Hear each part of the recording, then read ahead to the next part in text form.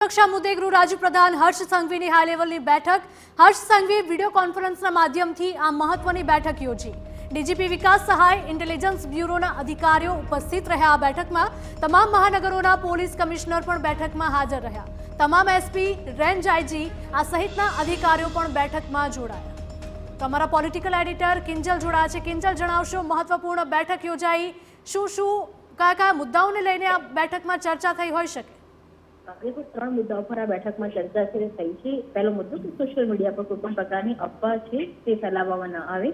જો આ પ્રકારની કૃત્ય કોઈ પણ કરી રહ્યું છે તો તેની સામે એક્શન છે તે લેવામાં આવશે। ખાસ કરીને ભારતીય સેનાને લઈને પણ કોઈ પણ પ્રકારના અફવાઓ અથવા પણ કોઈ પણ પ્રકારના જે મુદ્દાઓ છે તે ખોટી રીતે મૂકવામાં આવે તો તેની સામે પણ એક્શન લેવામાં આવશે। એટલે સોશિયલ મીડિયા અને ભારતીય સેનાને લઈને મહત્વપૂર્ણ જે વાત છે તે ગૃહપ્રધાન દ્વારા બેઠકમાં કરવામાં આવી છે।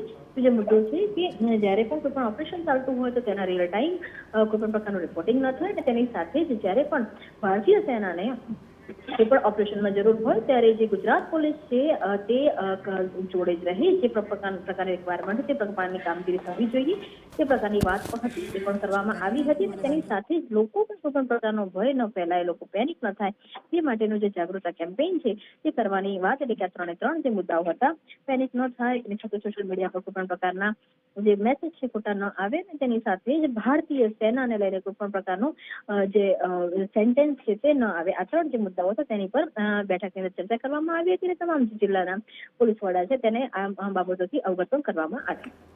બિલકુલ કિંજલ, માહિતી બદલ આપનો આભાર।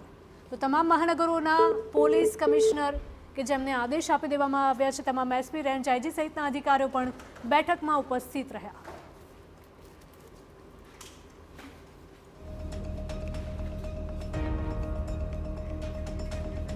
તો હર્ષ સંઘવીએ વિડીયો કોન્ફરન્સના માધ્યમથી આ બેઠક યોજી, જેમાં ડીજીપી વિકાસ સહાય ઇન્ટેલિજન્સ બ્યુરોના અધિકારીઓ છે તે ઉપસ્થિત રહ્યા। તમામ મહાનગરોના પોલીસ કમિશનર પણ આ બેઠકમાં ઉપસ્થિત રહ્યા છે। તમામ એસપી, રેન્જ આઈજી સહિતના અધિકારીઓ પણ આ બેઠકમાં જોડાયા છે।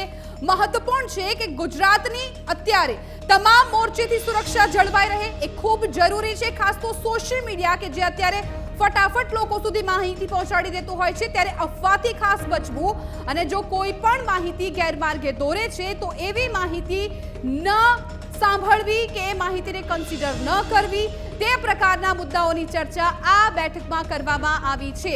એસપી છે, રેન્જ આઈજી છે, તમામ અધિકારીઓ છે આ બેઠકમાં હાજર જોવા મળ્યા હતા। તમામ મહાનગરોના પોલીસ અધિકારીઓ આ બેઠકમાં જોવા મળ્યા હતા। અગાઉ પણ જે રીતે ગુજરાતના તમામ જે પોલીસ અધિકારીઓ છે, પોલીસ જવાનો છે, તેમની રજાઓ રદ કરી દેવામાં આવી હતી, એટલે હવે તમામ સુરક્ષા દળો છે અત્યારે ગુજરાતની સુરક્ષામાં લાગી ગયા છે।